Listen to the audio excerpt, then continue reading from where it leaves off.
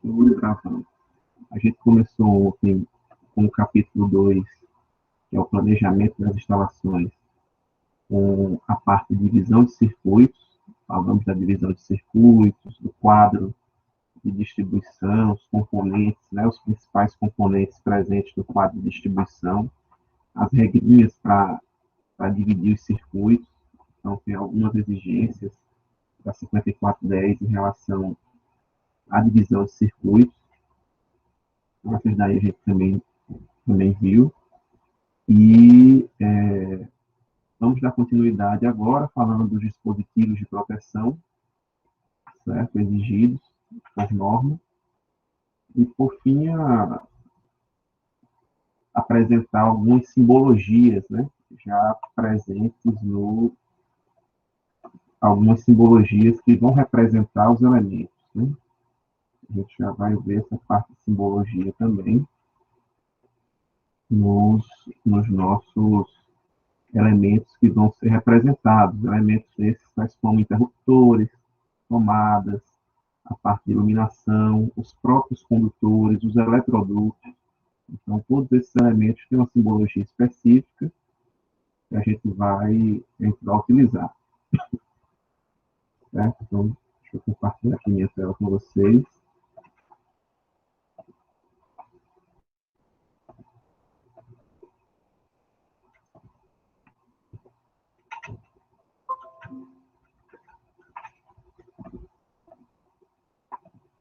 Bem, na aula passada a gente falou sobre a 5410, a parte de divisão de circuitos, onde eu abri lá a norma, né, que fomos procurando, é um conjunto de regras, não muito claras, tem uma parte das normas que estão no começo da norma, outras mais no final, algumas exceções são apresentadas.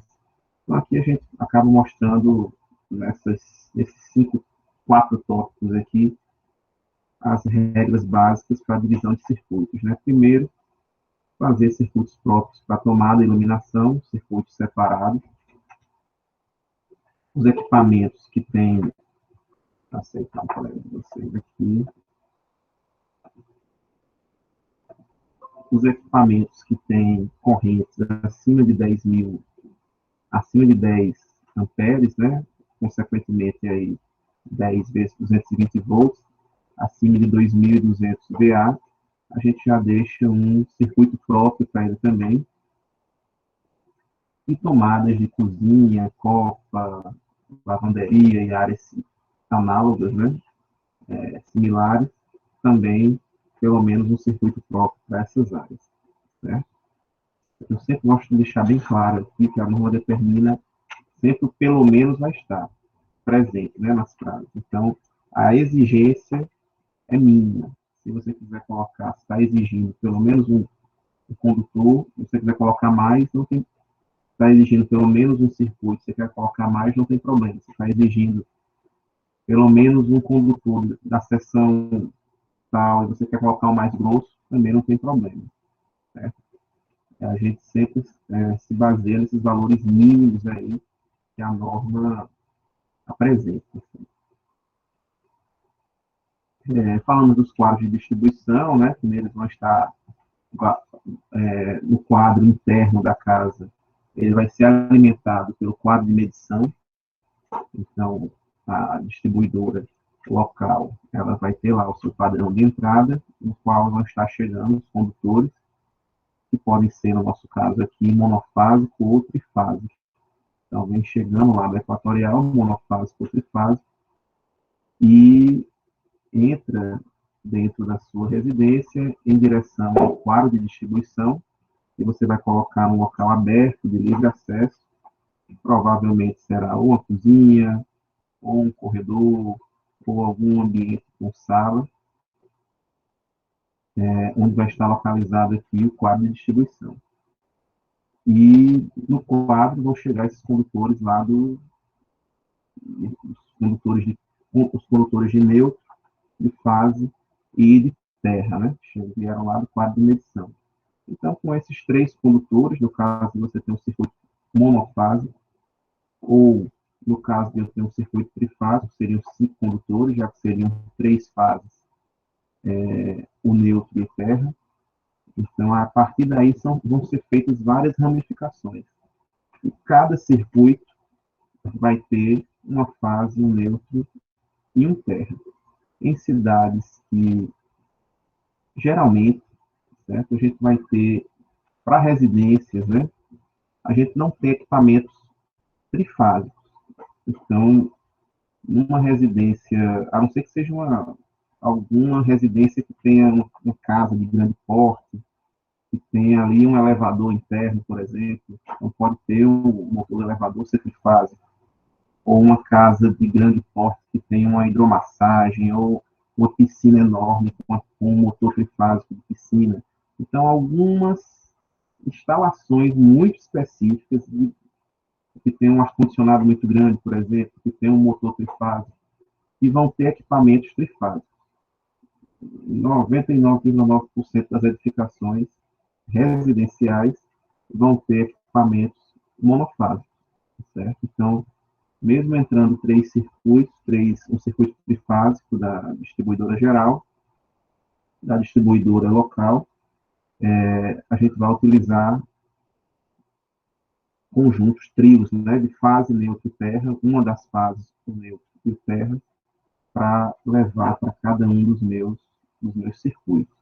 Então, aqui dentro do quadro vão ter conexões, vão ter barramentos, vão ter os disjuntores, né, os dispositivos de proteção, e daqui, pelos eletrodutos que vão estar saindo aqui desse quadro, vão seguir para toda a residência, para os banheiros, para as salas, para os quartos, esses circuitos para alimentar lâmpadas, tomadas e outros aparelhos.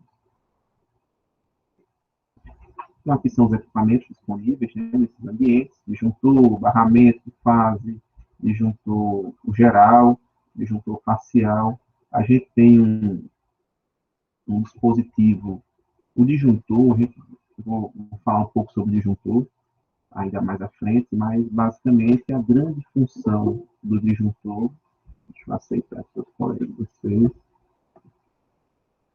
acho que já entrou. A grande função do disjuntor é a função de proteger os fios, né? Então, o disjuntor, basicamente, quando a corrente que passa por ele, consequentemente o fio que ele está protegendo, ela ultrapassa o limiar do disjuntor, o disjuntor abre o circuito. Ele é uma chave automática, como se fosse um interruptor automático. Então, quando a corrente está muito alta, ele desliga sozinho aquele meu circuito. Certo? Ele desliga no objetivo de preservar aquele condutor, de forma que ele não alcance temperaturas muito elevadas e que façam aquele condutor derreter, ou causar até um incêndio na edificação. Então, o grande papel do disjuntor é proteger os fios elétricos. Né? Ele não está ali para proteger contra o choque elétrico. Essa não é a função do disjuntor. Em muitas situações, ele nem vai perceber que está havendo, e pode estar havendo ali alguém tomando choque, passando uma corrente perigosa, e ele não vai abrir, porque ele não foi feito com esse objetivo. A gente tem um outro dispositivo que foi feito com essa finalidade, que é um interruptor DR, ou um disjuntor DR. Esse D e esse R vem de diferencial residual, eu vou explicar um pouquinho mais à frente para vocês. Talvez as casas de vocês já tenham esse dispositivo, certo? Vocês olharem no quadro de distribuição, já tem esse dispositivo. É obrigatório, por norma, né? E vem sendo utilizado nas edificações mais recentes. Então, aqui foi um exemplo de um manual que eu acabei pegando. No caso aqui, essa edificação ela é bifásica, né? Então, ela tem locais que permitem a ligação bifásica, quando se tem entre uma fase e o neutro de 127 volts, e entre duas fases diferentes, a gente encontra 220 volts. Certo? Na nossa situação, isso não ocorre, entre fase e neutro, a gente é 220 volts, e entre duas fases diferentes, a gente tem 380 volts. E só é utilizado para equipamentos que recebem 3 fases simultaneamente, equipamentos trifásicos de 380 volts. A gente não tem equipamentos bifásicos de 380. Então, aqui são os barramentos, né? Eu já tinha falado ontem, barramento de neutro. Já conheço o neutro aqui, porque ele é azulzinho. O de terra, porque ele é verde. E as fases podem ser brancas, pretas, vermelhas, marrons, amarelas, qualquer outra cor lá da paleta de cores que o fabricante tiver, desde que não seja azul claro ou verde e amarelo. Esse aqui é o barramento das fases. Ele já faz uma emenda, uma divisão, uma separação entre as fases, né? Se vocês repararem aqui, esse condutor do lado esquerdo, ele está conectado aqui a esse disjuntor do lado esquerdo, a esse aqui do lado direito, e aqui passa direto por baixo, né? A esse daqui do lado esquerdo e a esse daqui do lado direito. Então, esses emaranhados aqui de barramentos, né? O objetivo dele é fazer já uma separação e uma conexão direta das fases ou da fase os, com os disjuntores. Então, tem aqui um exemplo, né, mais claro de barramento de neutro ou de terra. E aqui o barramento de fase. Bem, como é que vai ser? Né? Aqui a gente tem nosso quadro. Então, aqui a gente tem a representação de um circuito. Certo? Então, está chegando lá, saindo do quadro de medição, esse fio verde e amarelo, que é o fio do terra, chegando no barramento de proteção, no barramento de terra.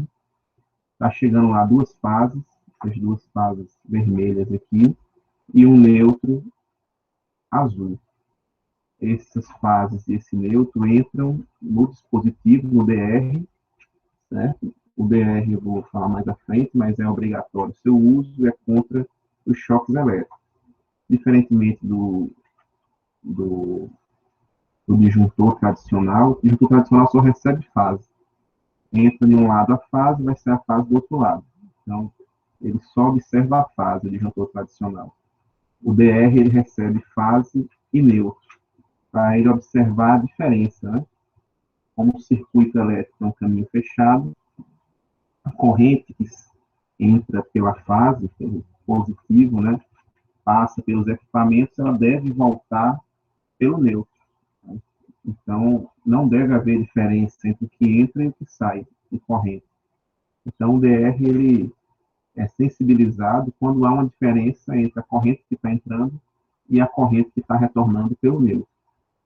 Então, no momento que há uma diferença acima de um determinado limiar, ele identifica que pode estar havendo uma fuga de corrente. Pode ter alguém ali encostando lá no equipamento, com o pé no chão, e a corrente sendo drenada por outro caminho que não seja o neutro. E aí ele vai e abre, mesmo tendo alguns miliamperes só de diferença. Então, aqui basicamente a gente tem o neutro chegando, as fases e o terra. Do barramento de neutro vai sair o neutro, que vai para alimentar as minhas, no caso aquele circuito, a minha iluminação. Do barramento de fase está conectado aqui direto já ao disjuntor. Então, sai o disjuntor aqui do circuito de iluminação, saindo do condutor de fase vermelhinho do circuito de iluminação. E do barramento de terra está saindo aqui o fiozinho verde e amarelo, poderia ser verde também, com o condutor de terra. Certo? Então, o circuito, basicamente, de iluminação é formado por 3 fios, a fase, o neutro e o terra. Certo? E aí eu vou chegar lá no teto, né, no ponto de iluminação no teto, na caixinha lá do teto, com esses 3 fios, fase, neutro e terra. O que eu vou fazer? a fase, eu não vou ligar na lâmpada, né? Se eu ligar a fase neutro lá na lâmpada, a lâmpada vai ficar ligada direto. Para controlar a lâmpada, eu teria que ligar e desligar o disjuntor no quadro. Então, a fase não vai para a lâmpada, a fase vai para o interruptor. Então, eu pego a fase, faço uma emendazinha aqui, trago para o meu interruptor. O interruptor ele vai ter dois contatos, né, dois parafusos, e quando eu abro lá, faço a conexão em um deles, e o outro, esse condutor, a saída do interruptor, ele vai para a lâmpada. E no outro lado da lâmpada, que tem dois contatos, eu vou ligar o meu. A gente aqui tem uma questão interessante em relação ao uso do condutor de terra em circuitos de iluminação. Quando a gente tem um circuito de iluminação, o condutor de terra ele pode ser usado ou não, dependendo do tipo de luminária que eu tiver. Se eu tiver só aqui um receptáculo bocal cerâmico, né, cerâmicos, que já é naturalmente um isolante, então não tem necessidade de você usar um, um condutor de terra, não tem nem onde conectá-lo, conectar o terra, né? O grande objetivo do condutor de terra é você conectar em e partes condutoras dos equipamentos, e sem querer aí você foi lá, encostou e acabou tomando um choque. Estava energizado e você acabou tomando um choque.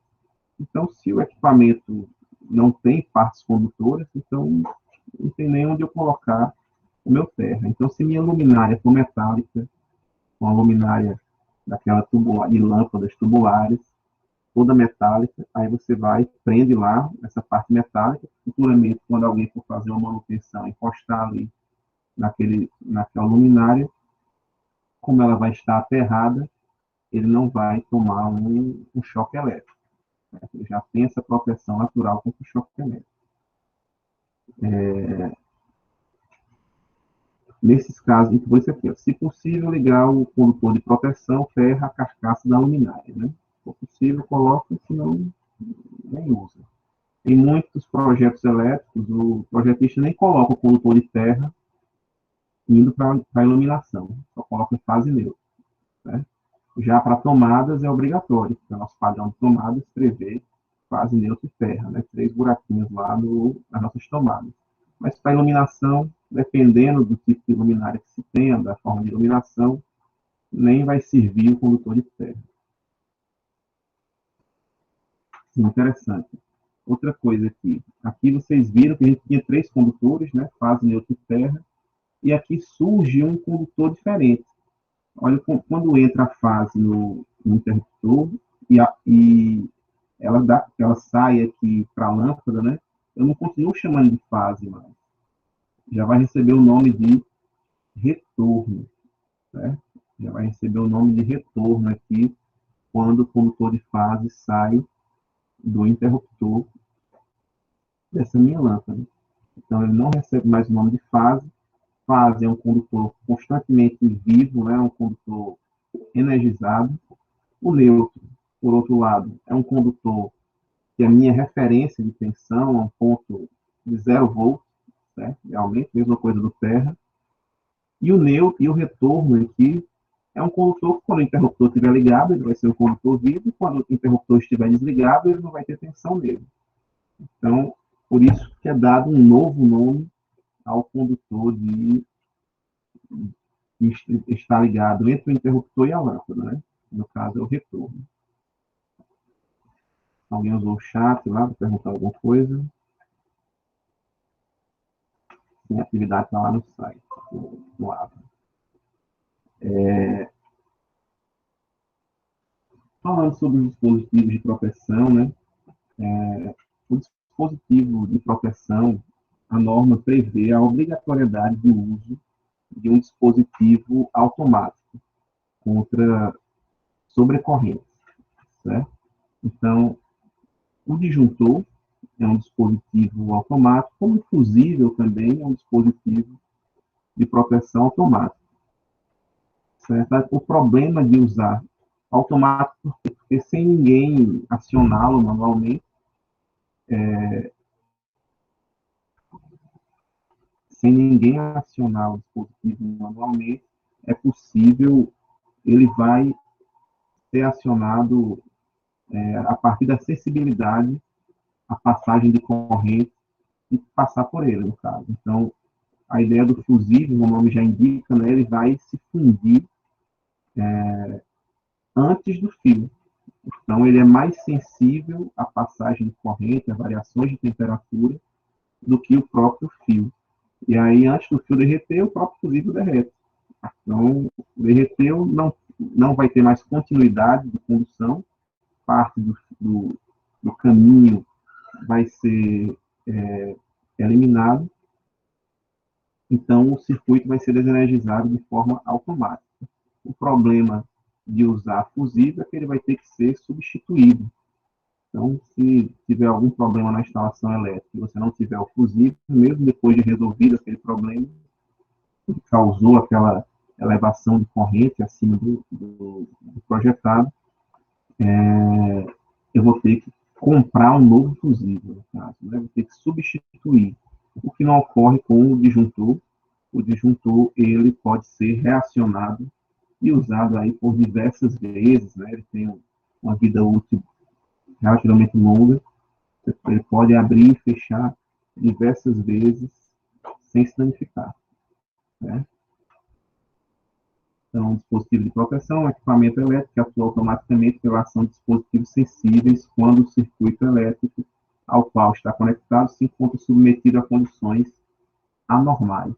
Então, quais seriam exemplos de condições anormais? Por exemplo, tem lá uma tomada e ela foi dimensionada para funcionar com um computador, só que você chamou 10 colegas seus para fazer uma atividade junto, em casa, e em grupo, e vou ligar esses 10 computadores em uma tomada só, com T, com extensão, então não estava dimensionado esse espaço, né? Esse circuito não estava dimensionado para suportar tanta corrente simultaneamente. O que vai acontecer se não tivesse dispositivo de proteção nenhum? Os fios que estão alimentando essa tomada provavelmente alcançariam temperaturas muito elevadas e poderiam até derreter, causando outros problemas. Então, no caso de haver uma proteção por disjuntor por fusível, o disjuntor vai abrir quando a corrente ultrapassar o seu limiar de atuação, ou o fusível vai queimar quando essa corrente for ultrapassada também, certo? Então, isso aí a gente chama de sobrecarga. É uma das condições anormais, né? Sobrecarga. Quando estava previsto ali para passar 10 amperes, e está passando 15, 16, 17, 20 amperes. Então, a famosa sobrecarga. Uma outra condição anormal, né, é o famoso curto-circuito. E quando ocorre um curto-circuito? O curto-circuito vai ocorrer quando, por exemplo, eu tenho lá uma tomada, né, o condutor fase neutro nas extremidades ali da tomada, e por algum motivo alguém vai lá e coloca um ferrinho ali, uma criança vai lá, coloca um ferrinho ali entre fase e neutro, faz uma conexão direta de duas partes com tensões diferentes, com um elemento sem resistência, um fio direto, né? Tem que ter uma resistência considerável entre esses dois terminais. Então, quando alguém vai lá e coloca um garfinho ali entre os dois terminais, um metal, um condutor direto entre esses dois terminais, o que vai acontecer? A gente tem que a corrente e a tensão sobre resistência, né? Você vai ter uma diferença de potencial dividido por uma resistência próxima a zero. Então, se eu divido qualquer coisa, as 220, por algo próximo a zero, isso vai tender ao infinito, né? Então, a resistência baixinha ali, uma fração, 0,001 ohm, a corrente vai ser na ordem dos milhares de amperes, ou até maior do que isso, né? Então, uma corrente de centenas de amperes, ou até de milhares de amperes, ela derrete um fio desse residencial de 1,5, 2,5 milímetros em questão de segundos, né? Rapidinho essa corrente é derretida. Eu vou deixar um vídeo para vocês em um daqueles canais do YouTube que eu comentei, né? Que o pessoal faz o teste proposital, tem um fio lá que deveria passar 10, 20 amperes, eles vão lá e botam 200, 300 amperes, e mostra o fio derretendo todo, pegando fogo ali, todo o, o isolamento do fio se perdendo, né? Então, esse é o resultado dos curtos-circuitos, né? Então, a gente tem essas dois grandes condições anormais, que são as sobrecargas e os curtos-circuitos. E aí o disjuntor, quando foi criado, ele foi criado com duas tecnologias diferentes, né? Daí o nome dele, o disjuntor é termomagnético, né? O disjuntor tem uma parte térmica e uma parte magnética. A parte térmica do disjuntor protege os fios de sobrecargas, né? E a parte magnética protege os fios contra curtos-circuitos. A gente vai falar mais detalhadamente sobre os disjuntores termomagnéticos. Oi. Essa é uma opinião. Se o senhor tiver com aí, se o senhor conseguir colocar, o som está meio inverso. Se eu tiver esse fim. Eu não estou. Está cortando um pouco. Pode repetir, por favor? Repito, eu disse, só se tiver algum fone para aí perto, seria o som meio diverso. Se o senhor tiver. Eu não estou entendendo. Deixa eu ver aqui no chat. Você pode repetir, ou pode digitar. Tem um fone aqui perto. Digite, por favor, meu querido, porque está cortando. Não sei se é só aqui também, pode ser só aqui. É para estar conseguindo entender minha voz, para a gente estar ouvindo direitinho.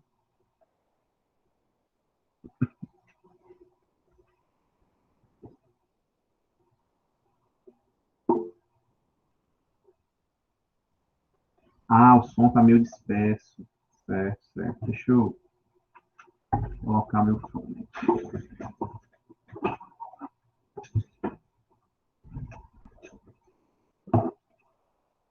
Deixa eu ver se melhora com o fone.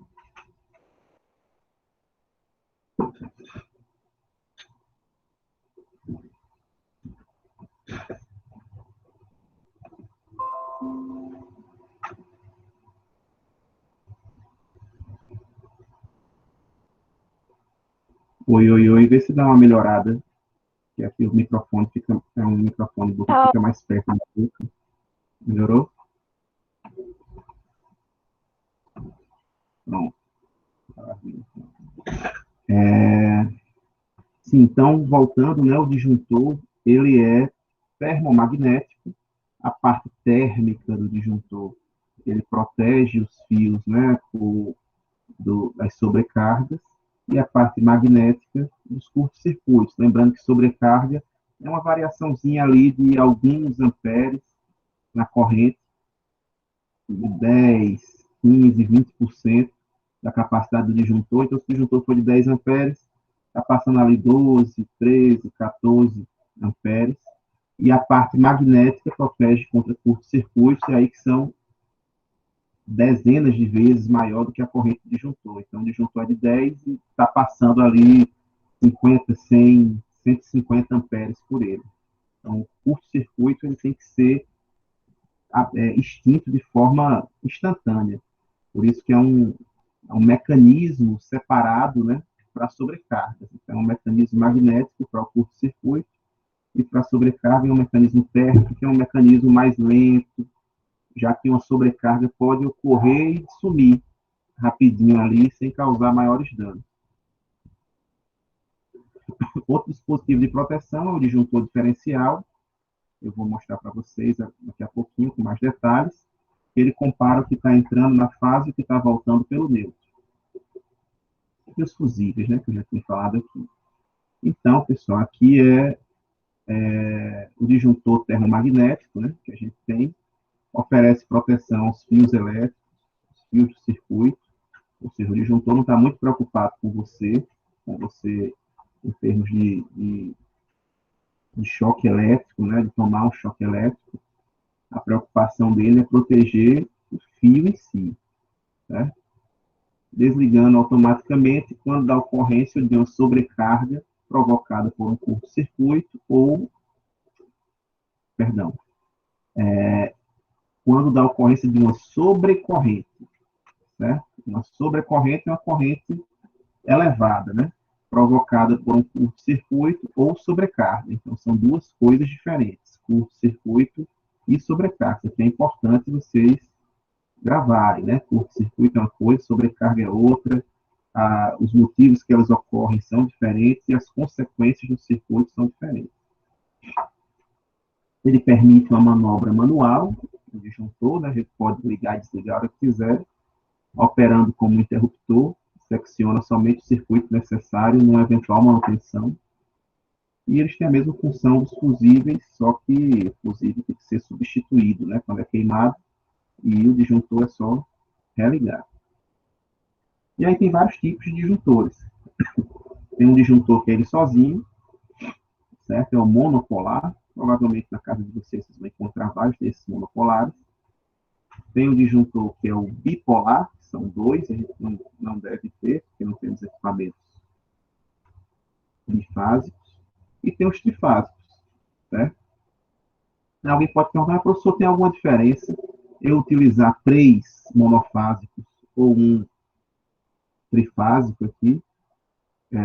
Esse trifásico, a diferença, né, de 3 desse daqui seria que é uma tecla única, né? Então, quando um abrir, se tiver um curto-circuito ou uma sobrecarga na fase A, as 3 fases vão ser abertas juntas, certo? Então, se teve sensibilidade em algum dos 3, desliga todo mundo. Não tem como ficar separado. Isso daqui é interessante quando se tem alguns equipamentos que acabam se danificando. Então, se eu tenho um ar-condicionado, por exemplo, de grande porte, se ficarem ligadas só 2 fases e uma delas desligada, o equipamento pode se danificar no tempo. Então, ele acaba não funcionando adequadamente. Se perdurar por algum tempo essa ligação, só com 2 fases, ele pode queimar. Então, acaba-se que utiliza para alguns equipamentos um circuito logo trifásico. Se ocorrer o curto em um, todos vão abrir. E aqui é o DR, né? O interruptor DR, diferencial residual. Então, o DR, diferentemente de um disjuntor tradicional, ele não recebe apenas a fase. Ele recebe a fase, ou as fases, né? E o condutor de neutro. Certo? Então, ele recebe o neutro também. E aí ele vai comparar o que está entrando com o que está saindo. Se, teoricamente, deveria dar igual, né? Mas, naturalmente, alguns equipamentos acabam tendo uma pequena fugazinha de corrente e nem tudo que entra é igual ao que sai. Nem toda corrente que entra pelas fases vai sair pelo neutro. Então, ele vai ter um limiar ali de tolerância, certo? Mas relativamente pequeno. Caso essa tolerância seja ultrapassada, ele vai abrir, certo? Mesmo sem haver sobrecarga ou curto-circuito, se houver diferença entre o que entra pelas fases e o que volta pelo neutro, ele vai abre o meu circuito, protegendo ali, possivelmente, quem pode estar tomando choque. Né? E aí ele serve também para ligar e desligar. Né? Você pode ligar e desligar manualmente e fazer algum tipo de manutenção. Então, esse daqui é o dispositivo que protege as pessoas contra choques elétricos provocados por contatos diretos e indiretos. O que é um contato direto? Contato direto é quando alguém entra em contato diretamente com o fio. O fio está lá desencapado, alguém foi lá mexer e meteu a mão no fiozinho desencapado ou na tomada, entrou em contato direto com a fase e está ali tomando choque, é um contato direto. O contato indireto, não sei se alguém já entrou em contato, mas às vezes tem uma geladeira bem antiga, na casa de um parente, você vai lá e encosta na geladeira e acaba tomando um choque. Você, ao encostar na geladeira, não tocou no condutor de fase diretamente, no condutor energizado, mas entrou em contato com ele de forma indireta, certo? Provavelmente está com algum defeito ali de isolamento, de isolação. A fase entrou em contato com a carcaça da sua máquina de lavar, da sua geladeira, de algum equipamento que você tenha, e na hora que você encostou sua mão lá, acabou tomando um choque, certo? Então, esse é o contato indireto, né? Quando eu acabo entrando em contato com uma superfície energizada. Pronto, aqui o exemplo, né? Aqui são o, os tipos de contato, contato direto, quando a gente entra em contato diretamente com a fase, que é essa vermelhinha aqui, certo? E com o pé no chão, acaba-se tendo uma diferença de potencial. O pé no chão, eu vou estar ali aterrado, certo? E com a mão encostando em um fio elétrico, numa tomada, em algum condutor energizado, acaba causando a diferença de potencial entre uma das mãos e o pé, por exemplo. E esse é um caminho que a corrente pode passar extremamente perigoso, né? Ele passa por aqui, ele está passando pelo tórax da pessoa, e aí está passando pelo coração, pelo pulmão, pode causar danos cardíacos aqui, uma asfixia ou outro tipo de problema. No contato direto, tem alguma falha de isolação ou remoção de partes isolantes e teve o toque acidental em alguma parte energizada, né? E o contato indireto, através do contato da pessoa com a parte metálica, com a carcaça do equipamento. Então, você foi lá, tem um computador meu que dava um choque danado, assim, sempre deu. Toda vez que estava no notebook, estava na tomada, e não era uma tomada aterrada, não tinha aquele terceiro plugzinho, era choque certo. Então, já ficava preocupado quando ia fazer o uso do equipamento. Estará energizado por falha de isolação, com interrupção ou inexistência de condutor de proteção. Então, a princípio, né, no nosso novo padrão de tomadas, todos os equipamentos elétricos devem estar com aquele terceiro pino, né, o pino do terra, em funcionamento. Só que pode ocorrer um defeito e o terra ficar, porque teoricamente aquele terceiro pino, ele vai ser conectado no equipamento, né, deixa eu pegar aqui, o terceiro pino,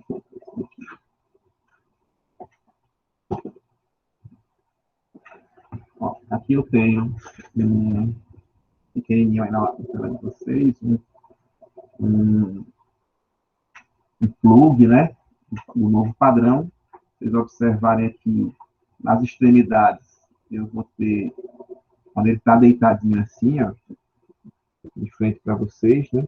Do lado esquerdo, com o pinozinho central para baixo, o lado esquerdo deve ser o neutro, o lado direito deve ser a fase, e o do meio, o terra, certo? Tem até a indicaçãozinha, o Nzinho aqui, mas às vezes a sequência não é respeitada, não vai fazer diferença no funcionamento do equipamento. Mas esse pino central aqui é o do terra. E a conexão dele aqui, agora também ele não é obrigado, não sei se vocês já perceberam que se eu usar um adaptador aqui e na minha tomada não tiver o terceiro pino, o computador vai funcionar normalmente, o meu dispositivo eletrônico vai funcionar normalmente, certo? Eu não utilizar esse terceiro.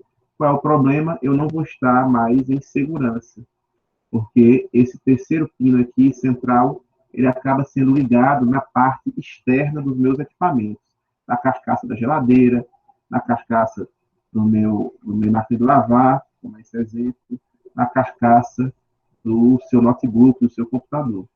Certo? Então, essa é a vantagem de se ter equipamentos aterrados, porque aí eu consigo me proteger, né, no caso de haver alguma fuga algum contato de parte energizada com a parte metálica do meu equipamento. Não vai causar um choque elétrico em mim mais. Essa corrente vai ser drenada para a terra diretamente, sem passar pelo seu corpo. Né? E aqui a imagem interna do componente, né? Aqui só rapidamente explicando para vocês, é como se eu tivesse aqui um, um pequeno núcleo de um transformador. E aí, quando a quantidade de corrente que está descendo aqui por esse caminho, e aí pela física, né, pela regra da mão direita e tal, tem um campo magnético ali passando em torno da passagem de corrente no fio. Então, quando eu tenho a passagem de corrente descendo por aqui e a mesma quantidade de corrente subindo pelo neutro, né, descendo pela fase e subindo pelo neutro, esses campos vão se anular um com o outro. Então, o disparador aqui, magnético, ele não é acionado. Eu tenho aqui o L1 é a fase, aqui é meu equipamento, certo? Equipamento qualquer que você tenha, que está sendo protegido pelo DR, e depois vem o neutro aqui, o neutro N, a corrente está entrando pela fase, passando pelo equipamento, depois voltando pelo neutro. Quando essas duas correntes que estão entrando pela fase e a que está voltando pelo neutro são iguais, como elas estão em sentidos contrários, os campos magnéticos gerados por uma e pela outra acabam se anulando. E aí não há o disparo do dispositivo. Agora, quando ocorre o seguinte, está entrando aqui uma corrente, está entrando dois tracinhos azuis, né? Não sei se dá para ver aí, aqui tinha um tracinho azul entrando e um tracinho azul saindo, né? Para identificar um quantitativo de corrente que estaria entrando e saindo é o mesmo. Agora vão ser dois, por quê? Porque além de ligar o meu equipamento e fazer ele funcionar, né, e a corrente voltar pelo neutro, está entrando também uma corrente que está sendo drenada pela terra. Então tem alguma parte do equipamento defeituosa, que está drenando uma pequena parte dessa corrente para a terra. E aí pode ser até uma pessoa encostando aqui e drenando essa corrente para a terra. Mas o que importa é que a quantidade de corrente que está entrando não é a mesma mais que está retornando pelo neutro. Tem uma parte que está indo para a terra. Então, quando há uma diferença considerável entre o que está entrando pela fase e não está mais voltando pelo neutro, vai haver aqui um desequilíbrio, né, entre campos magnéticos da fase e do neutro, e o disparador é acionado e ele manda abrir esse interruptor aqui, desenergizando o circuito. Então, a gente tem aqui dois modelos de DR, um monofásico, né? Ele só recebe uma fase e o neutro, certo? E o trifásico vai receber as três fases e o neutro. E, logicamente, no equipamento que ele vai estar protegendo tem que ser um equipamento aterrado. Certo? Então, é um dispositivo obrigatório, o DR, ele tem que ser utilizado e vai proteger contra choques elétricos. E aí o que ocorre? O que ocorre muito comumente? Às vezes, o pessoal vai, não, mudei, estou morando num apartamento novo, vou instalar o chuveiro elétrico nesse apartamento novo. E quando vai para lá, percebe que toda vez que coloca o chuveiro elétrico, o DR fica sendo acionado constantemente. E aí, não, tá, eu vou acabar desligando o meu DR. Mas não, o que pode estar acontecendo? O chuveiro pode ter algum problema ou pode estar tendo uma grande quantidade de corrente sendo drenada para a terra. Uma grande quantidade de corrente entrando na fase e sendo drenada para a terra pelo chuveiro, não voltando pelo neutro. E aí o chuveiro acaba abrindo. Alguns chuveiros, esses chuveiros mais comuns, né, tem esse problema de drenarem corrente para a terra. Certo? Então, a corrente que entra na fase acaba não voltando 100% pelo neutro, fica uma parte para a terra. E aí, nesses casos, se resolveria, né, sendo adquirido um chuveiro,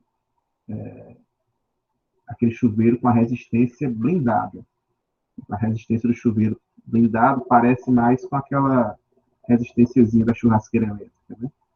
E você não é só o fiozinho enrolado, né? Ela vem gordinha assim.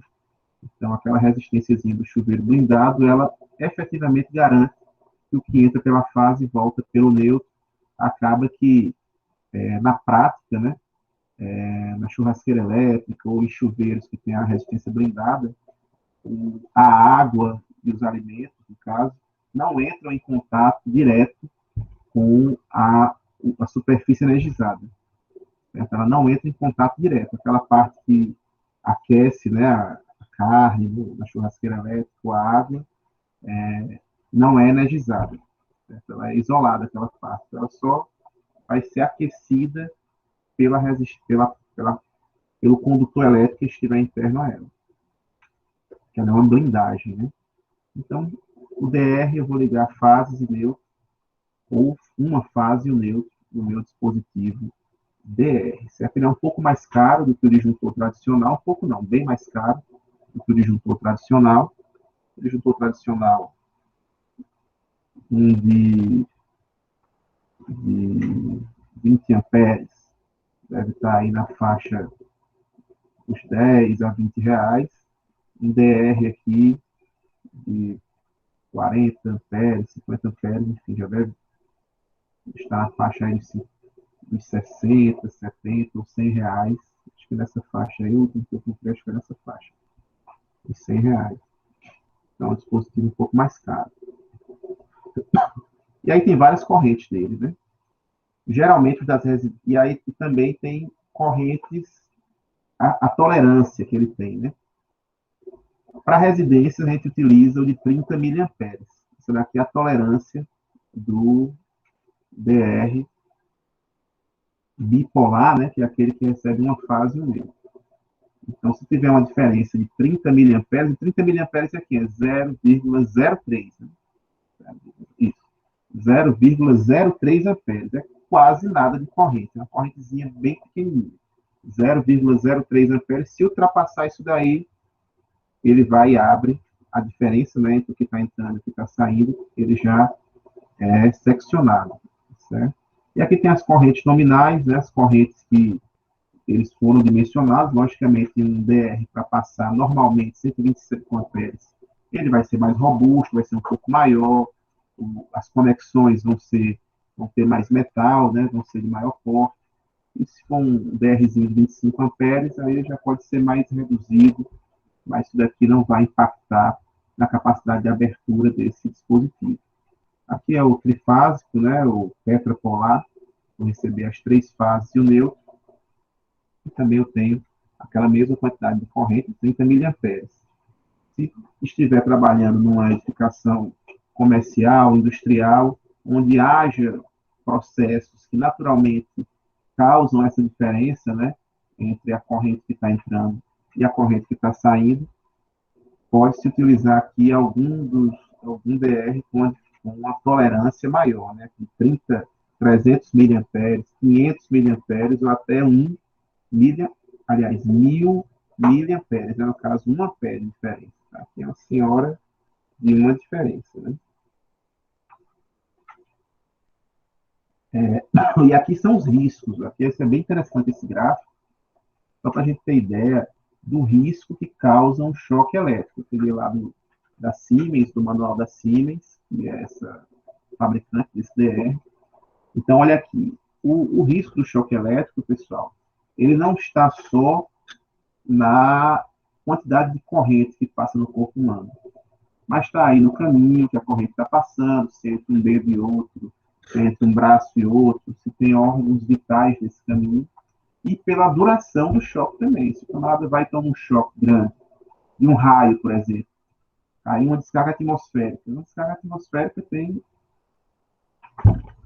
às vezes, milhares de amperes ali envolvidos, e tem gente que sobrevive, porque é rápido, né? É muito rápido o tempo. Piscar de hora ele já acabou, já começou e já acabou o raio. Então, e tem gente que sobrevive, às vezes, a milhares de amperes e acaba morrendo com 30, 40 miliamperes, 0,04 amperes. Então, dependendo da duração, do local e da intensidade da corrente, o choque pode ser mais ou menos grave, né? Mas aqui esse gráficozinho subdivide aqui em 4 grandes áreas: a área azul, a área verde, a área amarela e a área vermelha, né? Na área azul aqui, são correntezinhas de até 0,5 miliamperes. Então, é uma corrente muito pequena, né? 0,5 mili. Você pode tomar um choque de 0,5 mili por até 10 mil mili, aqui que dá, no caso, 10 segundos, e você não vai nem perceber, né, esse choque. Talvez perceba um pouquinho ali, mas não vai causar nenhum problema. Então, a área azul, né, a percepção é até possível do choque, mas geralmente não causa nenhum tipo de efeito, nenhuma reação, né? Já na área verde, aqui, ó, que vai aqui, né, 5 milissegundos, 5 miliamperes por um bom tempo, 10, às vezes até 30 miliamperes, né? Aqui entre 20 e 50, 30 mili, que era aquele do DR lá. Dependendo do tempo do choque, você está na área verde ainda. E a área verde é a provável percepção e pode ocorrer até contrações musculares involuntárias, né?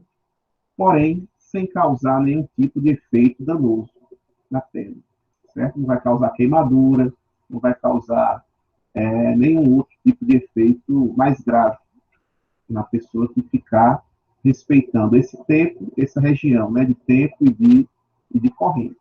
Já na parte laranja, aí o negócio começa a ficar já preocupante, né? Se for um choque de 200 milissegundos, de 200 miliamperes por alguns segundos já entra na parte laranja e aí já pode causar um maior dano, né?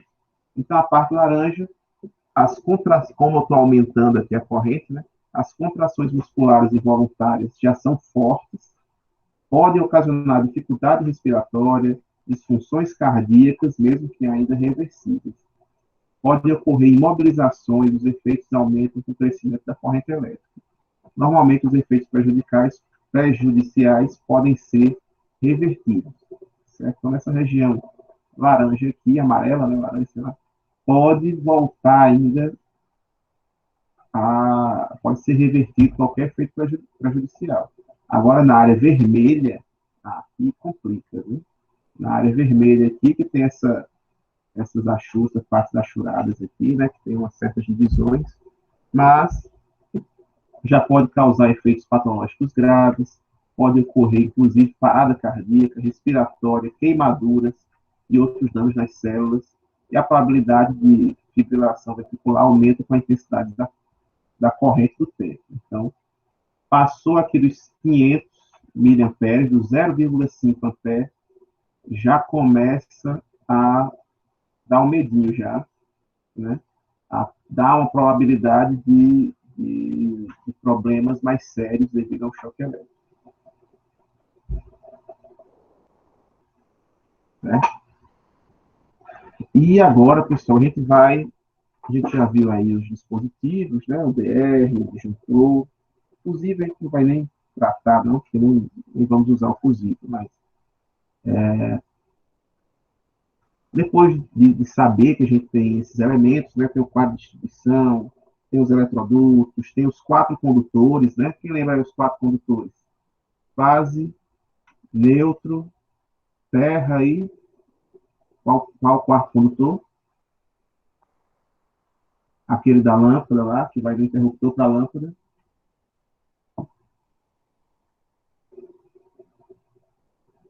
Pessoal, já esqueci. O que vai do interruptor para a lâmpada é esse daqui, que é o condutor interruptor para a lâmpada. É o condutor pretinho aqui, é o condutor de retorno, né? Então, fase, neutro, terra e retorno. São os 4 condutores que a gente tem. Os eletrodutos, as tomadas, os interruptores, as lâmpadas e os outros elementos necessários para o quadro de distribuição, para um projeto elétrico. Então, a gente tem que definir uma simbologia para cada um desses elementos. Não dá para cada uma pessoa decidir alguma coisa, ou, enfim, tem que ter uma simbologia. E aí, a 5444 foi criada a NBR 5444, prevendo uma simbologia padrão para cada um dos dispositivos, certo? A gente tem uma simbologiazinha para os eletrodutos, que são traços, são elementos que vão ligar interruptor, a tomada, tomada, a ponte de luz. Então, esses elementos que estão interligando dois ou mais dispositivos são os traços que representam os eletrodutos. E essa norma foi sendo utilizada para representar todos os nossos dispositivos, até que ela saiu, não existe mais, ela deixou de ser cobrada, NBR 5444. Então, ela, lá no site da BNT, se você entrar, ela está no status de cancelada, né? Então, foi cancelada essa norma em 2014, certo? Foi cancelada. E agora, o que eu vou usar como simbologia? E aí acabou-se, por que ela foi cancelada primeiro, né? Acabou sendo cancelada porque o pessoal não usava, cada escritório de projeto, ou cada livro, acabava utilizando uma simbologia um pouco diferente. E aí decidiu-se, olha, o que importa é estar lá na legenda. E na legenda, a gente entende que aquele elemento é uma tomada, aquele elemento é uma tomada baixa, aquele elemento é uma tomada média, aquilo é um interruptor simples, de duas seções, um three-way, um four-way, enfim. Na legenda a gente aceita. E aqui ficou recomendando, né, o setor a utilizar uma norma internacional da IEC, e aí, mas mesmo essa daqui ainda não está sendo bem utilizada, né? Vamos ver aqui o detalhamento sobre a 5444, as simbologias utilizadas, né, recomendadas, e, de certa forma, os livros acabam utilizando até hoje, mesmo sendo mais obrigatório, mas os livros acabam utilizando muito dessa simbologia, e muitos dos projetos a gente vê essa simbologia ainda. Então, os traços são os eletrodutos, triângulos, né, vão ser tomadas, certo? Dependendo do preenchimento desse triângulo, a tomada vai ser baixa, média ou alta. Como a gente se baseia no projeto de visão superior, né, na planta baixa, né, na visão superior do projeto, então não tem como a gente, com o mesmo desenho, representar tomadas de alturas diferentes. Então acaba que mantém-se o triângulo, só o preenchimento que vai definir a altura dessa tomada. Círculo vão representar elementos de teto, certo? Pontos de luz, ou que controlam, né, elementos de teto, como o caso de interruptores, certo? Quadrados vão representar elementos de piso ou motores elétricos. Mas é difícil a gente ter algum. Quando você tem uma tomada no piso, por exemplo, né, alguma edificação comercial, você vê uma tomadinha no piso, aí você bota o triângulo, que é a tomada, um quadradinho por fora para dizer que ela está no piso. E tem aqui algumas imagens. Ó. O quadro de distribuição é um retângulo. Né? O quadro de distribuição é um retângulo na parede. E aí, dependendo, você vai ter a parede lá no seu projeto, né? Dependendo se o quadro for de sobrepor ou se for embutido, aí você desenha o quadro dentro da parede ou saindo um pouquinho da parede. Né? Nas edificações, se você tiver só um quadro mesmo, você coloca ele, o quadro geral, né? Você coloca ele pintado na diagonal. Assim. Se tiver vários quadros parciais, ele vai ficar todo pretinho. Né? Ponto de luz no teto. Aí aqui é importante, pessoal. Muita gente confunde isso. São duas coisas diferentes. O ponto de luz, né? É esse daqui, e a lâmpada. São coisas distintas. O ponto de luz para a lâmpada. Né? Então, a lâmpada é uma coisa, o ponto de luz é outra. A lâmpada vai fazer parte aqui desse elemento, mas o ponto de luz em si é a caixinha de passagem do teto. Então, aqui por trás, lá por dentro do teto, do gesso, enfim, vai ter uma caixinha de passagem, onde os eletrodutos vão chegar e vão sair, tá? Os circuitos vão passar por ali, e não necessariamente todo fio que passar aqui por dentro vai ser ligado na lâmpada. Alguns estão só passando pelo teto ali, estão só passando e indo para outro cômodo, certo? Então, a representação que a gente vai ter aqui é a seguinte: a gente vai ter aqui uma circunferência, certo, no teto, com uma letrinha minúscula. Essa letrinha minúscula aqui vai identificar em qual interruptor vai estar controlando essa lâmpada. Então, se eu tenho um quarto aqui, o interruptorzinho A vai estar controlando essa lâmpada, o B a outra, o C, assim sucessivamente. Aqui a numeração do circuito, né? Aqui no caso é o circuito 4, o circuito de iluminação. E aqui a quantidade de lâmpadas instaladas. Tem duas de 100 watts. No caso da lâmpada fluorescente, coloca esse retângulo. E na prática hoje, começando, essa simbologia não é mais obrigatória, né? Se você quiser criar uma simbologia específica para a lâmpada LED, botar um nomezinho pequeno LED, um Lzinho aqui, pode ser para fluorescente, para tubular, para compacta, enfim. Isso daí pode ser modificado também. Aqui são as tomadas, né? E aí, como eu disse para vocês, como é a visão superior, a tomada ela pode ter 3 alturas aí de instalação. Pode ser uma tomada baixa, uma tomada média e uma tomada alta, geralmente respeitando essas distâncias do solo. 30 centímetros do solo, 1,30 m e 2 metros do solo, né? Que são as alturas padrão das tomadas. E aí, se for uma tomada sem nenhum preenchimento interno, sem pintura nenhuma dentro dela, ela é uma tomada baixa. Se for só a metade pintada, é uma tomada média. Se for toda pintadinha, é uma tomada alta, né? Então, aí no cabo que no banheiro você coloca uma tomadinha dessa daqui, no chuveiro, é uma tomada alta. Mesmo, outra dica que eu dou para vocês, certo? Mesmo desenhando no banheiro uma tomada alta, certo? Na hora lá da instalação, o eletricista não deve colocar uma tomada ali no banheiro. Ele deve fazer a ligação direta dos fios do chuveiro com os fios que estão chegando aqui, certo? Mesmo estando presente lá no projeto, né, não deve ter uma tomadinha, não. Porque a corrente do chuveiro é muito grande e pode derreter essa tomadinha aqui que foi instalada lá. O interruptor, para controlar aqui a lâmpada, lembrando que a lâmpada aqui tem uma letrinha minúscula, né, que no caso é um A. O interruptor vai ser uma circunferência menor do que a lâmpada, logicamente, próxima a uma das paredes, com a letrinha minúscula do interruptor que ele vai controlar. Então, esse daqui está controlando a lâmpada A, é uma seção só, mas tem interruptor que tem 2 teclas no mesmo espelho, né? São os interruptores de 2 seções, ou até 3 interruptores de 3 seções, certo? 3 teclinhas no mesmo espelho, cada teclinha vai controlar uma lâmpada, um conjunto de lâmpadas diferentes.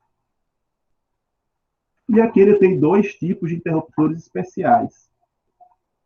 O interruptor paralelo e o interruptor three-way. O paralelo também é chamado, e o interruptor intermediário. O paralelo também é chamado de three-way e o intermediário também pode ser chamado de four-way, né? Eu vou explicar por que esse 3 e por que esse 4.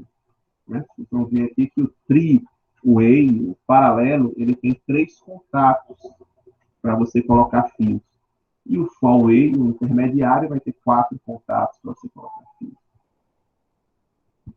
Mas externamente eles são iguais, não tem nenhuma mudança em relação à tecla, né? O eletroduto, né?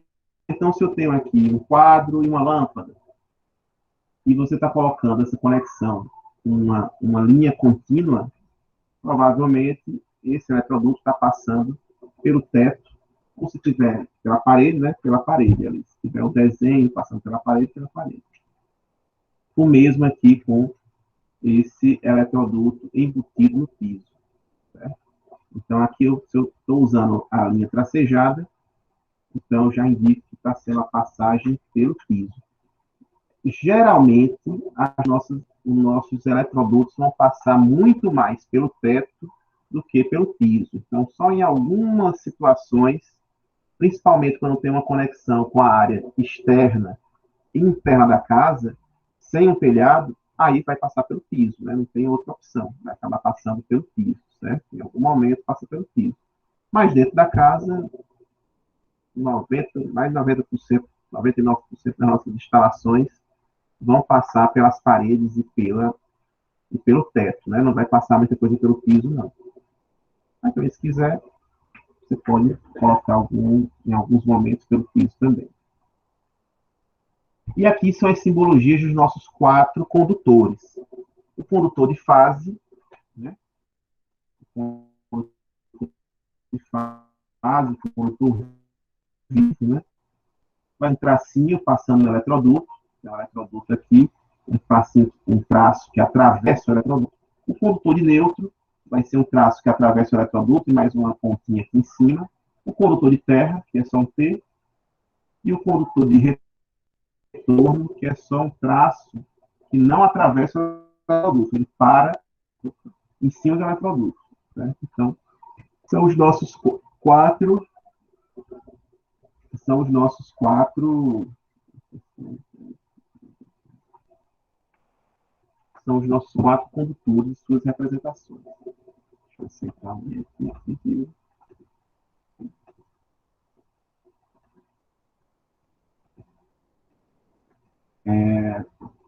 E aí na norma tem outros, né? Outros tipos de condutores, a parte de telefonia, tem, enfim, várias outras que a gente acaba não usando com muita frequência. Sim, se tiver uma casa com 2 pavimentos, né? Ou com mais pavimentos, o que vai acontecer? Como é uma visão superior, em algum momento, o circuito que está chegando no térreo vai ter que subir para o primeiro andar. Então, para representar essa subida ou a descida em algum momento, né? Eu vou representar por uma bolinha com um pontinho, né? Uma setinha saindo desse pontinho, ou uma setinha entrando nesse pontinho, né? Para identificar se tem um eletroduto subindo ou um eletroduto descendo. Os quadros de distribuição, já mostrei, os interruptores, já mostrei. Ponto de iluminação. Olha aí, tomada. Tomadas são triângulos, né? Essas tomadas aqui que são tomadas de telefone. E essa tomada com quadradinho ao redor dela é uma tomada de piso.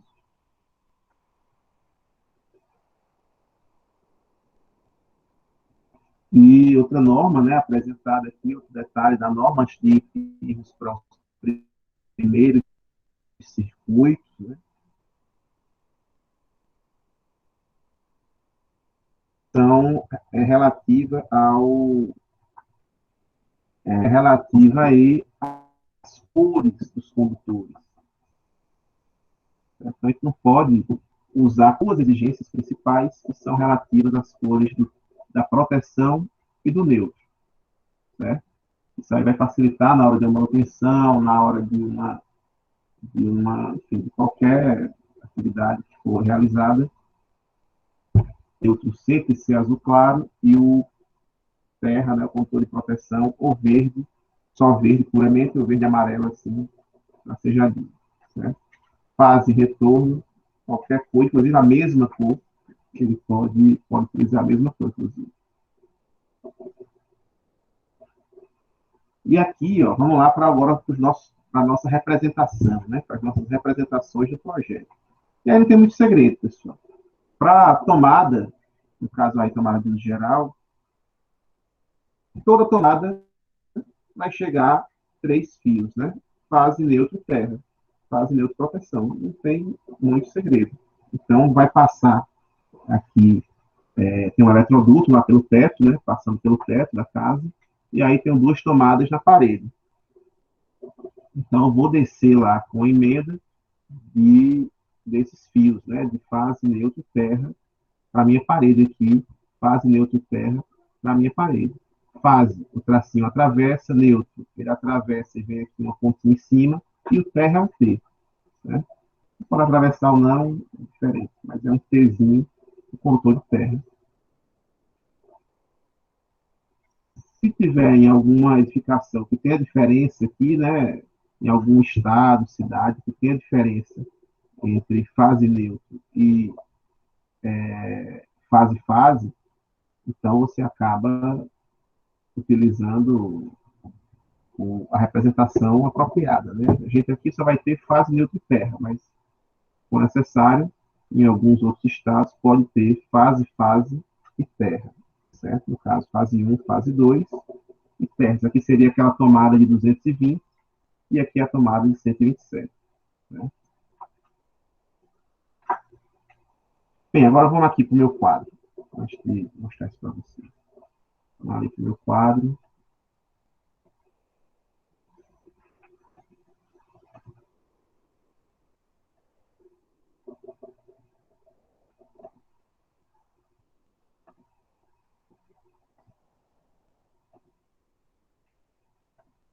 Vamos olhar aqui o quadro.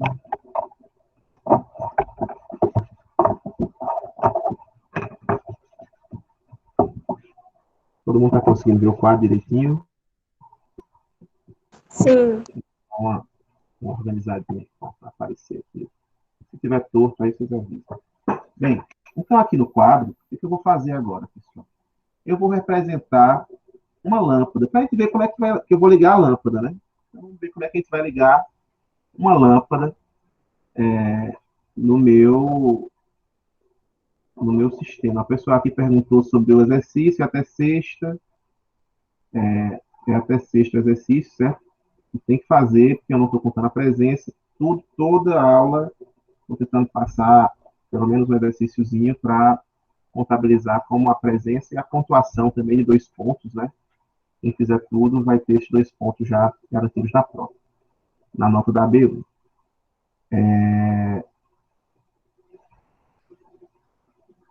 Então, vamos lá.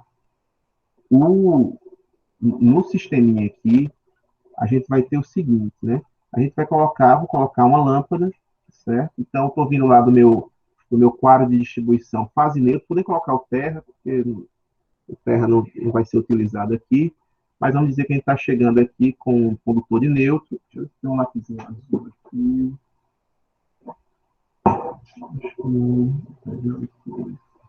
Vai ficar tudo vermelhinho aqui. Então, tem o neutro e tem a fase, esses 2 condutores, chegando lá no meu quadro de distribuição, certo? Condutor de neutro, condutor de fase da iluminação. Aí aqui eu tenho o meu bocal, né? Meu receptáculo da minha lâmpada, certo? E se vocês pegarem uma lâmpada, a gente vai poder observar que na lâmpada rosqueável, né? Ela tem um discozinho central na lâmpada rosqueável. Depois ela tem tipo um anelzinho preto isolante, certo? Um anelzinho preto aqui, assim, isolante. Tem aquele disco metálico, e depois vem uma parte rosqueada aqui, ó. Tá, um desenhista aqui. Depois vem a parte aqui que eu vou rosquear, certo? Então tem aqui o discozinho metálico, depois a partezinha preta, isolante, e depois a parte rosqueada. Aí depois vem a lâmpada, né? Aqui eu vou fazer aqui como se fosse uma lâmpada. Faz conta que é uma lâmpada fluorescente, a LED, enfim. E depois vem a lâmpada, certo? Vou representar como uma lâmpada incandescente, porque é mais fácil de desenhar, mas os componentes internos, como é que vai ser aqui a conexão elétrica da lâmpada com a parte que vai acender em si, né? A gente vai ter aqui, ó, saindo desse discozinho interno aqui, um fio que vem aqui e é ligado na parte que vai acender mesmo da lâmpada, né? E o outro lado, a diferença, então aqui o discozinho interno vem para cá, para essa ponta, passa aqui no filamento, né? E o outro lado é conectado na parte rosqueada, que é metálica. Então, essa daqui basicamente, isso daqui é uma lâmpada incandescente, né? Tem a partezinha do disco central, a parte rosqueada, e o sistema está aí representado. E aí eu vou ter o receptáculo, né, que eu vou girar e ele vai encaixar aqui perfeitamente nos componentes, mas deixando um pouquinho de lado. Como é que eu vou fazer para ligar essa lâmpada, gente? Se eu ligar aqui o neutro, nessa partezinha aqui interna, né, e a fase aqui, a parte rosqueada, está resolvida. A lâmpada está acesa já aqui. A lâmpada vai e acende aqui já, né? A fase tem a tensão, chego aqui com mais, o neutro é minha referência, chego aqui com menos, tem uma diferença de potencial aqui na minha lâmpada, ela vai acender. Vai ter a circulação de corrente aqui nesse caminho, né? Uma corrente I circulando por aqui, depois voltando por aqui e voltando para o neutro. Então aqui a lâmpada está acesa, certo? Nessa situação aqui a lâmpada está acesa, só que ela vai ficar acesa direto, né? Está acesa direto aqui. Eu não tenho como controlar o liga e desliga dela. Então, o que, é que eu vou fazer? Eu não vou ligar direto, né? Eu vou deixar só um dos lados ligado constantemente, que é o neutro. Então, o neutro eu deixo lá ligado na minha lâmpada. E a fase, eu não vou ligar na lâmpada a fase mais. Então, vim aqui, desliguei a lâmpada. Eu não vou ligar mais a fase na lâmpada. Eu vou ligar a fase no meu interruptor. Então, o neutro eu posso ligar. A gente vai ver isso. A outra coisa que vocês devem guardar aí na memória é, independente de como eu decido, de como eu escolho ligar a minha lâmpada, se eu vou ligar a lâmpada por um interruptor simples, se eu vou ligar a lâmpada por um interruptor paralelo, por um intermediário, por um interruptor, por um sensor de presença, por um sensor de luminosidade, ou por um, um interruptor especial, automatizado, independente de como você vai ligar a sua lâmpada, uma coisa vai ser constante.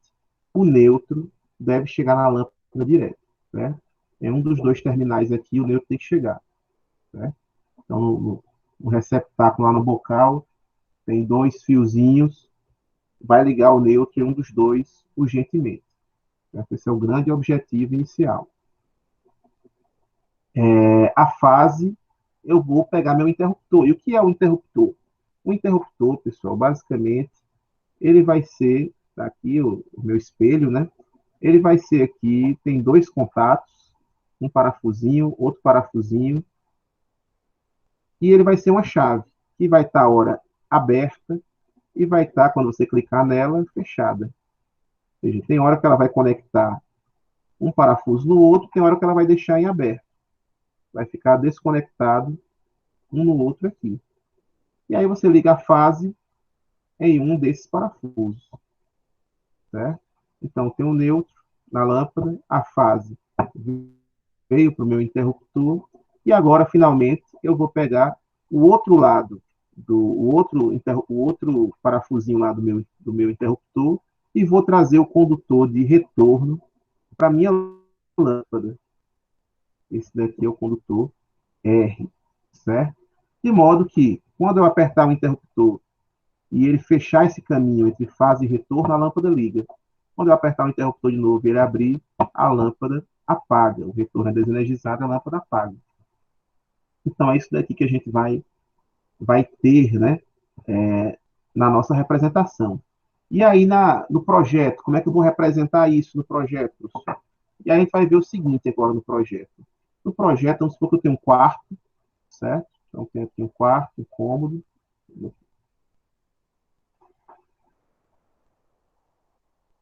Então, tem aqui um quarto, aqui a porta. Pronto, a portinha aí, tal. E tem o ponto de luz. Ponto de luz, aqui é a visão superior, né? Aqui é o ponto de luz. E eu vou definir um lugar para o interruptor. Vou colocar o interruptor próximo à abertura da porta, uma circunferênciazinha também, certo? Então, tá aí o meu cômodo, né? Com a porta, com o ponto de luz. E vamos agora fazer a conexão dos elementos. Então, supondo que eu tenho um quadro lá em outro cômodo, lá na cozinha, distante. Então, meu quadro de distribuição está lá longe. Aqui meu quadro, meu retângulozinho, né? O que eu vou fazer? Eu vou mandar, e aqui está saindo o circuito de iluminação. Então, eu tenho que mandar o eletroduto para esse elemento, certo? E aí eu vou fazer algumas recomendações para vocês. Pessoal, eu nunca vou mandar, aqui o quadro está numa parede da cozinha, está na parede do corredor, o quadro de distribuição. Então, eu não vou ligar esse elemento de parede com outro elemento de parede em outro cômodo, não. Porque na prática, como é que ele vai ocorrer? Eu vou acabar subindo para o teto, aí venho aqui para próximo ao teto aqui onde esse elemento está e vou descer aqui. Eu acabo ligando elementos esse elemento aqui meu, né, de quadro, com elementos de teto logo.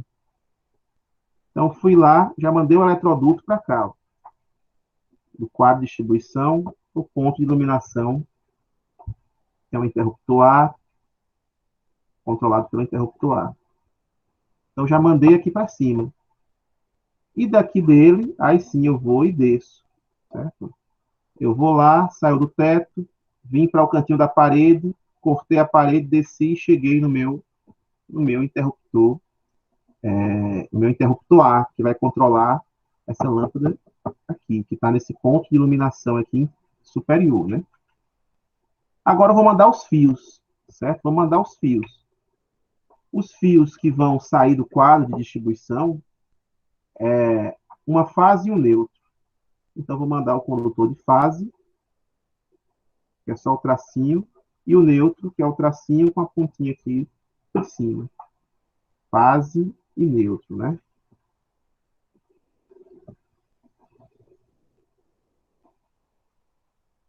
Então, mandei fase e neutro, saiu do meu quadro, e eu vou identificar, olha, é o circuito 1. O circuito 1, que é o circuito de iluminação. Nosso exemplo aqui é o único circuito que tem, né? É o circuito de iluminação. Primeira coisa que eu faço, pessoal, neutro vai ser ligado em quem? Neutro vai ser ligado na lâmpada. Então, o neutro já chegou onde ele queria. O neutro, eu já estou passando aqui, dentro desse eletroduto, dois fios inteiros, né? Um fio da fase, chegando aqui a pontinha da fase, chegando a pontinha do neutro aqui, lá na sua caixa de passagem do teto. O neutro eu já vou lá, ó, parafuso, aqui no receptáculo da lâmpada, né? A fase eu vou colocar na lâmpada? Eita, não, professor, e agora? A fase tem que ir para o interruptor. Não tem problema não, ela vai pegar uma carona por esse caminho para chegar no interruptor, a fase. Então ela veio aqui, ó, pegou uma caroninha nesse caminho aqui e chegou no meu interruptor. E agora eu vim aqui, ó, fase, chegou no interruptor. Quem vai sair do interruptor é um condutor de retorno e vai em direção à lâmpada. Então a fase saiu do meu disjuntor, né, lá do quadro, veio. Cheguei aqui no meu interruptor, parafusei a fase. Parou aqui. Agora, do outro lado do interruptor, eu vou sair com o condutor de retorno, então, que vem em direção à lâmpada. O retorno é só a metade aqui, né? Então, chega aqui. E agora, cheguei com o condutor de retorno aqui na minha lâmpada, vou lá e parafuso no receptáculo dessa lâmpada, certo? Então, essa daqui é a representação no projeto, né, de um circuito de iluminação simples, como esse daí que a gente viu. Sai do quadro fase neutro, o neutro eu já ligo na minha lâmpada aqui, ou seja, não vou precisar mais dele. A fase passou direto, só pegou caminho, pegou carona. Aí a gente pode dizer, não, professor, mas se eu quisesse fazer assim, do quadro para o interruptor direto. E aí eu mandava já por aqui o condutor de fase. Mas totalmente desnecessário isso. Porque eu estou tendo um caminho fechado. Se eu tenho um caminho fechado aqui, eu tenho dois caminhos para chegar em cada um dos elementos. Então, já mostra aí uma ineficiência.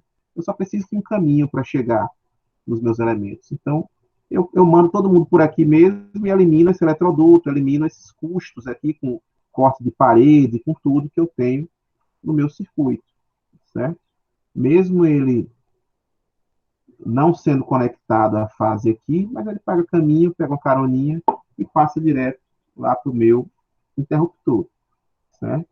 Então, esse daqui é o nosso circuito que a gente vai utilizar. Vamos ver aqui as perguntas.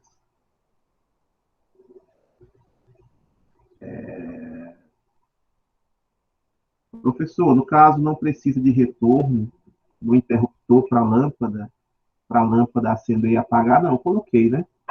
Do interruptor para a lâmpada, o retorno. Do interruptor para a lâmpada, o retorno. Everton perguntou aí. Ok, Everton? Sandra, na lâmpada vai o retorno, na lâmpada vai o retorno, né, professor? E o neutro vai na lâmpada. Como é? Eu não entendi, Sandra. Na lâmpada vai o retorno. Sim, na lâmpada chega o retorno de um lado e o neutro do outro. Certo? A lâmpada de um lado e o neutro do outro. Aí, Everton, isso foi na hora que o senhor estava falando do primeiro exemplo. Bom, beleza. Cecília, pode Oi, perguntar. professor. Bom dia. Eu Bom queria dia. pedir uma coisa ao senhor.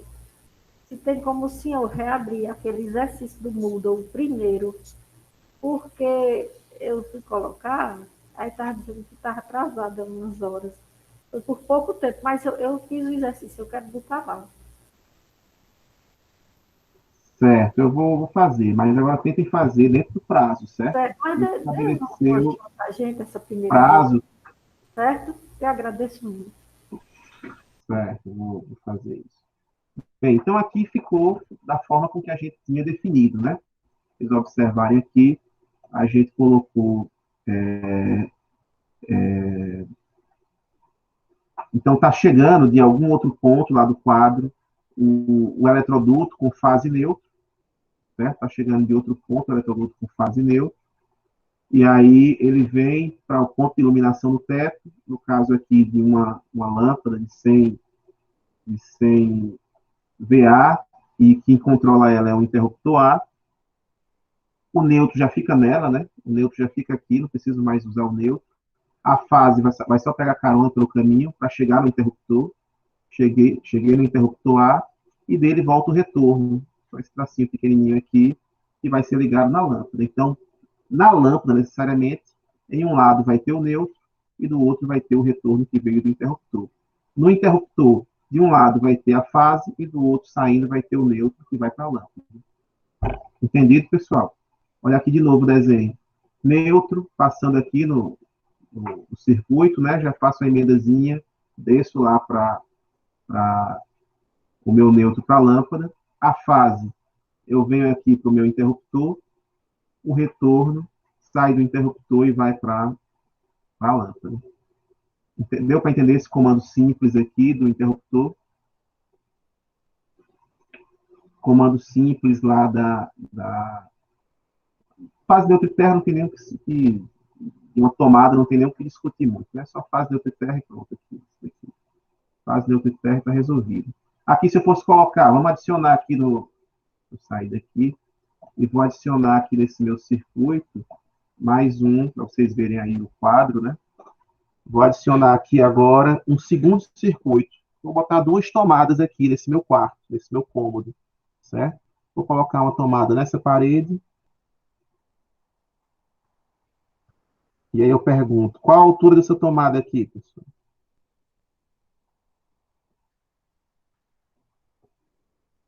E outra tomada aqui.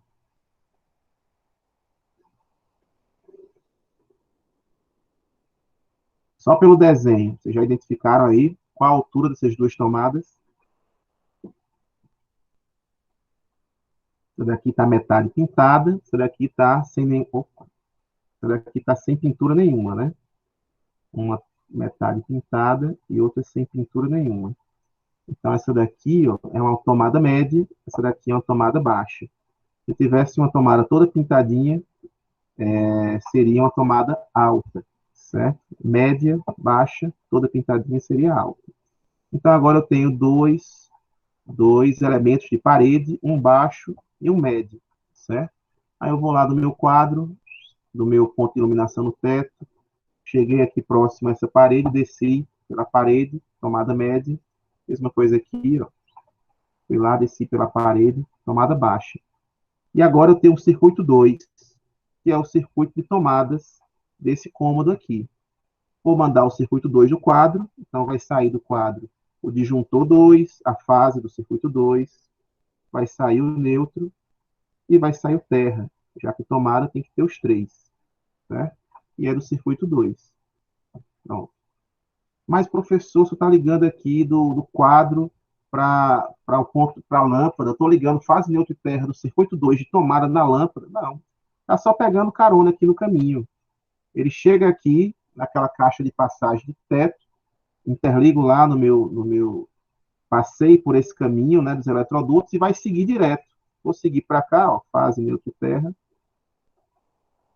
do circuito 2 e vai seguir para cá, fase neutra e terra do circuito 2. Acabou. Né? Então, onde tem tomada, é só mandar fase neutra e terra. E que tem um caminho, né? Não dá para fazer, por exemplo, ela sumir de um lugar e aparecer em outro, né? Tem que, se eu não botasse aqui, por exemplo, não, tá aí, tá resolvido meu circuito. Certo, meu amigo. Mas como é que ela sumiu daqui e foi para cá? Não tem fio Wi-Fi não aí, viu? Nem Bluetooth. Então, ele tem que passar o fiozinho por esse caminho para chegar nesse e chegar nessas tomadas. Então, tem que passar por aqui. Certo? Então, é só pegar essa continuidade, né? Saiu do quadro, fase neutra e terra do circuito 2, chego aqui em cima e aqui eu me divido. Desci aqui por uma parte, vim aqui por outra, para a segunda parte. Certo? Então, aqui eu já coloquei no meu projetinho 2, fase neutra e terra. Média e baixa, média e baixa, média e baixa, média e baixa. Pronto. Eu vou mostrar um projeto para vocês aqui, para vocês terem uma noção. Ô, professor, Oi, pode falar. se for aquelas tomadas especiais que tem esqueci o nome, uma carga maior, muda isso de fase neutra e terra? Algum tem que identificar, sei lá, que é diferente? Não. Assim, por exemplo, se for uma tomada, deixa eu abrir aqui, cadê a 54, 44?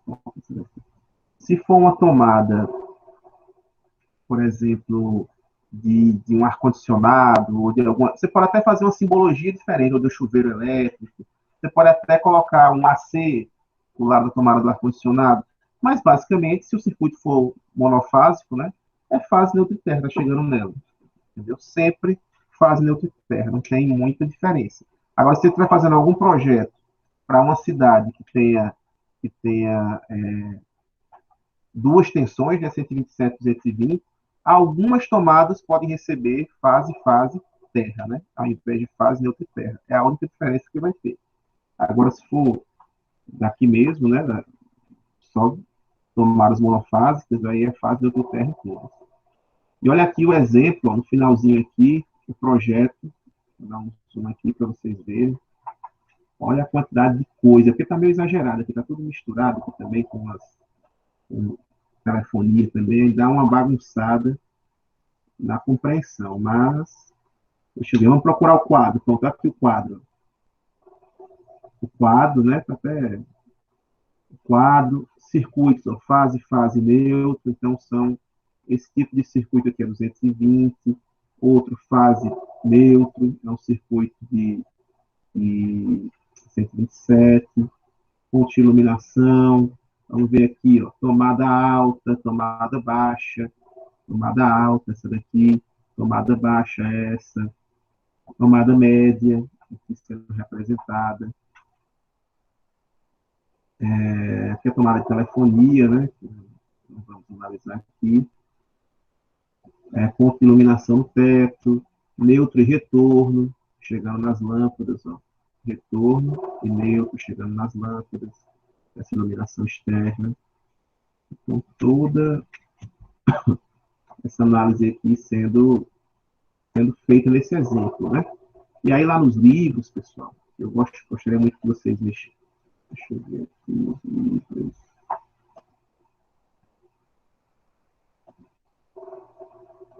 O pessoal já encontrou, né? Teve uma colega que disse que já mandou lá no grupo, quem não pegou ainda. Claro, com o colega aí que encontrou os livros. Mas lá nos livros a gente tem Depois eu posso passar para vocês também, aqui, não tem problema não. Tem o do Hélio Creder, né? E esse daqui, vocês devem encontrar com maior facilidade na internet. Os capítulos, deixa eu botar aqui no sumário. A geração, transmissão, carga, blá, blá, blá, blá.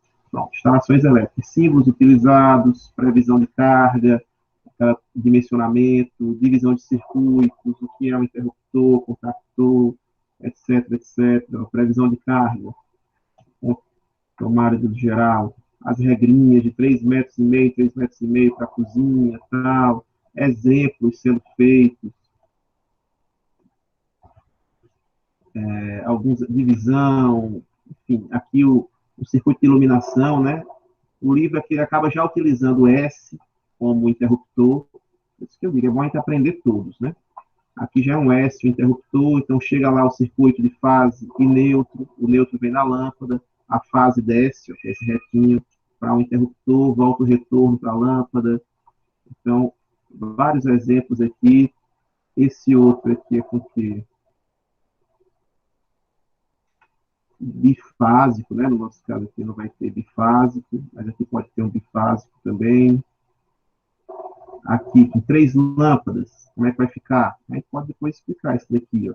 São 3 lâmpadas e um interruptor com 3 teclas. A ver aqueles interruptores com mais de uma tecla, né? Então, o neutro, ligo nas lâmpadas. A fase, vou ligar em um lado em todos os lados, né? Em um lado de todas as teclas, de todas as 3 teclas, faço uma emenda, né? Da fase de uma para outra. Então, fica um dos lados das 3 teclas, todos preenchidos por fase, e o outro, cada um dos retornos vai para a sua lâmpada. Retorno 1, retorno 2, retorno 3. Né? E aí você controla a sua lâmpada individualmente. Então, esse daqui é nosso livro. Dê uma lidinha no nosso livro. Certo? Eu vou ver aqui, escolher alguns exercícios para vocês fazerem no nosso livro também. Tem vários pontos aqui, dá para fazer um ou outro já, para fazer o exercíciozinho do livro, certo? Abram o livro aí, o Hélio Creder. E o outro que a gente tem, que está na nossa emenda também, é esse da editora Érica. E aqui ele tem vários desenhos. O cara gosta muito de desenho e fotos de experimentos. Uma travadinha aqui, pronto, voltou. Então, também dá uma procuradinha na internet, vocês acham. Agora é bem novo. Então, deixa eu descer aqui.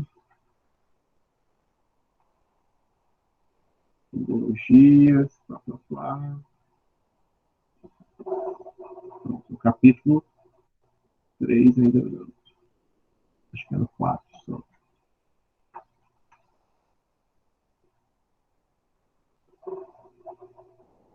Capítulo 4, lâmpadas. Bem, eu vou dar fazer um levantamento aqui, já para liberar todo mundo, certo? Mas vou escolher alguns exercíciozinhos do livro para a gente fazer. Esse da editora Érica gosta muito dessas fotos. Eu gosto muito desse daqui da editora Érica também. Aqui, ó. Então, aqui que a gente tem, chegando lá do quadro, 2 circuitos, né? Parecido com o que a gente fez. Um de tomada do circuito 2, outro de iluminação da lâmpada do circuito 1. Essa lâmpada controlada pelo interruptor A, aqui é o interruptor, entra a fase aqui para o interruptor, volta o retorno para a lâmpada, fase neutro-terra da tomada passa direto aqui, já chega direto aqui na minha tomada. Então, capítulo 5, né? Esquema multifilar e multifilar. Capítulo 5, vou escolher aqui algumas questõezinhas do capítulo 5 do livro, da editora Érica, e aqui do capítulo 3 do Hélio Creder, né? Para você já dar uma exercitada no final de semana aí, para segunda-feira, terça-feira, a gente dá continuidade nos outros tipos de circuito. A gente vai ver outros circuitos aqui, como esse for mais simples, né? Comando simples, 2 lâmpadas, o three-way, o four-way, tem sensores também, vou mostrar para vocês como é o uso de sensores. E aí, depois disso daí, a gente já encaminha para dar continuidade naquele projeto que vocês já continuaram, né, na primeira atividade. Bem, pessoal, por hoje era isso. Agradeço a todos que estiveram presentes. certo? As datas das provas, já defini aqui. A primeira prova vai ser dia 6 de abril, certo? Na terça-feira, 6 de abril. Segunda prova vai ser no dia... Eu esqueci, deixa eu ver o calendário aqui. Dia 3 de abril, professor? 6 de 6? abril, certo? 6 de abril aqui, 6, terça-feira. 6 de abril, primeira prova. Segunda prova, a B2 aqui, até dia 28 de maio, né? 28 de maio. 28 de maio. Então, a segunda prova vai ficar dia 25. Então, deixa eu mostrar aqui. 6 de abril, AB1. AB2, 25 de maio. Certo? 25 de maio. Reavaliação é do dia 31 até o dia 6, até o dia 2. Reavaliação, dia 1º de junho. E final, 4 e 5 de junho, dia 1º. E final, dia 4 de junho.